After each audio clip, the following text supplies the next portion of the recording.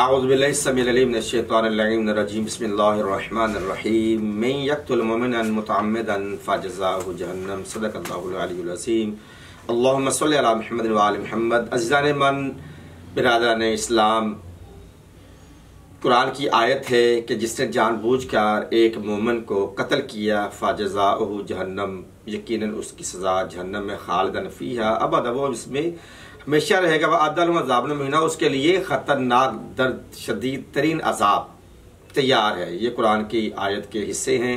इसके अलावा इससे मिलती जुलती और भी आयात हैं जिसमें यही है कि जो जानबूझकर एक नफ्स को कत्ल करता है उसकी सज़ा जहन्नम है, अज़ाब उसके लिए तैयार, दर्दनाक अज़ाब है और उसमें वो हमेशा से रहेगा। मुतअद्दिद आयात ऐसे मौज़ूआत पर अल्हम्दुलिल्लाह कुरान के दामन में मौजूद है। सुबह क़यामत तक कुरान के दामन में अल्हम्दुलिल्लाह हम शियाने मोहम्मद आले मोहम्मद का ईमान का आना मौजूद रहेंगे। बाय बिस्मिल्लाह से लेकर वन्नास की सीन तक कुरान महफूज है, महफूज था, महफूज रहेगा अल्हम्दुलिल्लाह। अच्छा, आते हैं असल मौजू की तरफ।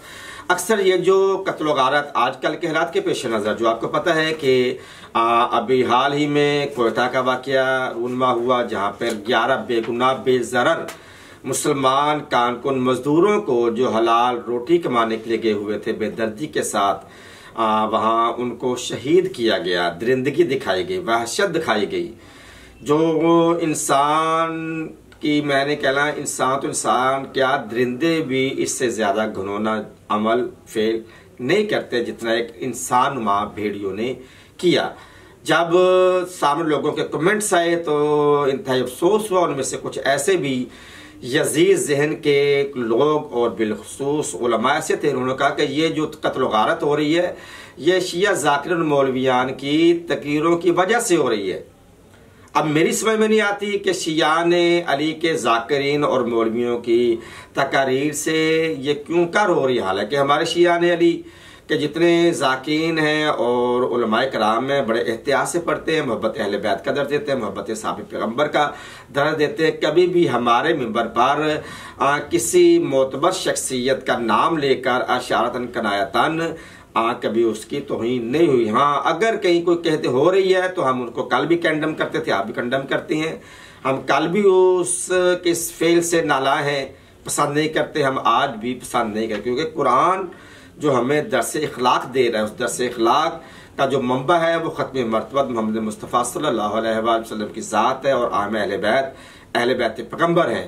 हमारे अहले बैत पैगम्बर ने कहा कि किसी को बुरा मत कहो, किसी को बुरा मत कहो। कोई बुरा है तो उसकी ज़ाती हैसियत है, उसके लिए दुआ गो रहते हैं कि परवरदिगार आलम हर बुरे को अच्छा बना दे। तो हम किसी भी साबिक़ मुनकर नहीं है, किसी के गुस्ताख नहीं है। हम अल्हम्दुलिल्लाह असहाबे पैगम्बर के ग़ुलाम हैं। मैं अक्सर कहा करता हूँ हम तो असहाबे पैगम्बर के ग़ुलाम हैं। क्यों ग़ुलाम है? इसलिए ग़ुलाम है कि असहाबे पैगम्बर अहले बैत पैगम्बर के ग़ुलाम हैं।